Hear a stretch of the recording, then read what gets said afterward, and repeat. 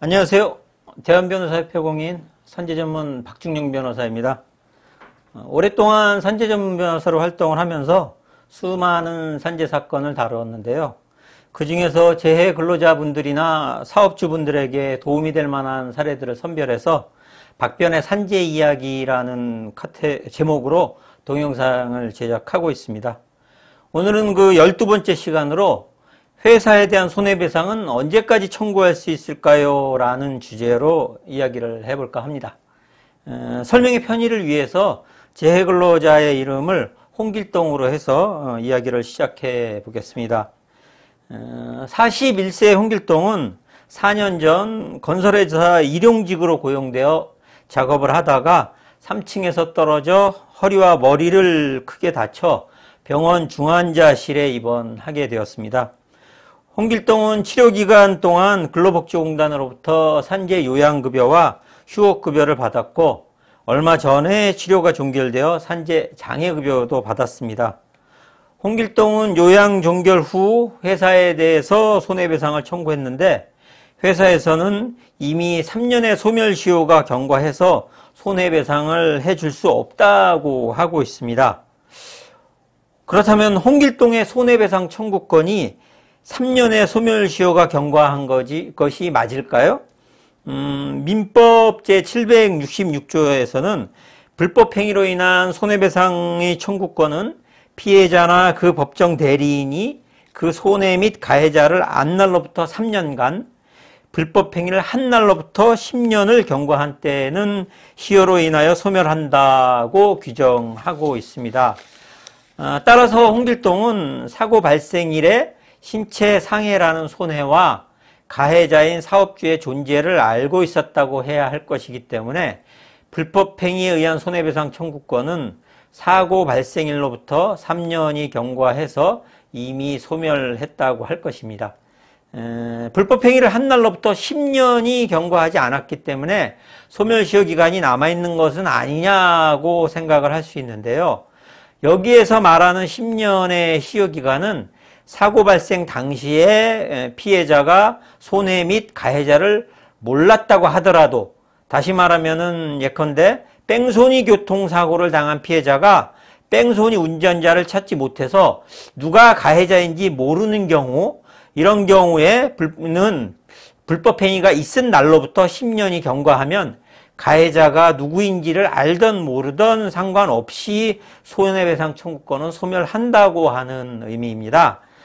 따라서 가해자를 알고 있는 경우에는 3년의 시효기간이 적용되고 가해자가 누구인지 모르는 경우에만 10년의 소멸시효기간이 적용된다고 할 것입니다.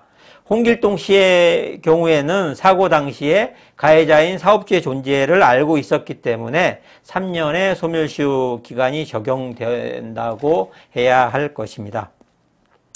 그렇다면 더 이상 회사에는 손해배상 책임을 물을 수 없게 되는 걸까요? 산재사고가 발생한 경우 피해 근로자는 민법 제750조를 근거로 하는 불법행위로 인한 손해배상 청구를 할 수 있지만 근로계약상의 안전배려 의무 불이행을 원인으로 한 채무 불이행에 따른 손해배상 청구도 가능합니다. 이러한 채무 불이행에 따른 손해배상 청구의 소멸시효 기간은 불법행위에 의한 손해배상 청구와 달리 10년입니다. 따라서 홍길동의 회사에 대한 불법행위에 의한 손해배상 청구권은 3년의 소멸시효 기간의 경과로 더 이상 청구할 수 없게 되었지만 채무 불이행에 따른 손해배상 청구권은 아직 소멸하지 않고 남아있다고 할 것입니다. 따라서 홍길동은 회사를 상대로 채무 불이행에 의한 손해배상을 청구하면 됩니다. 그런데 근로계약을 맺은 회사 이외의 가해자들이 있는 경우 그러한 가해자들에 대한 손해배상 청구권은 3년의 소멸시효로 소멸하게 되니까 손해배상 청구를 생각하고 있는 재해 근로자분들은 원칙적으로 사고 발생일로부터 3년이 경과하면 더 이상 손해배상을 청구할 수 없다고 생각을 하시고 손해배상 청구를 진행해야 할 것입니다. 그러면 회사에 손해배상을 청구할 수 있다고 한다면 얼마나 청구할 수 있을까요? 산업재해로 인한 손해배상 청구의 경우 총 손해액에서 피해자의 과실 비율만큼을 공제한 후에 남은 금액에서 근로복지공단으로 받은 보험급여액을 공제하여 산정을 하게 됩니다. 또한 총 손해액을 산정하기 위해서는 재근로자의 나이, 사고 당시의 급여, 노동능력 상실률 등을 알아야 하며 특히 피해자인 재근로자가 사고에 관여한 정도를 나타내는 과실 비율이 중요합니다. 그런데 피해자의 과실 비율에 대한 최종적인 결정권은 법원에 있습니다. 따라서 구체적인 액수 산정은 결국 법원에서 손해배상 소송을 통하여 판단을 받게 됩니다.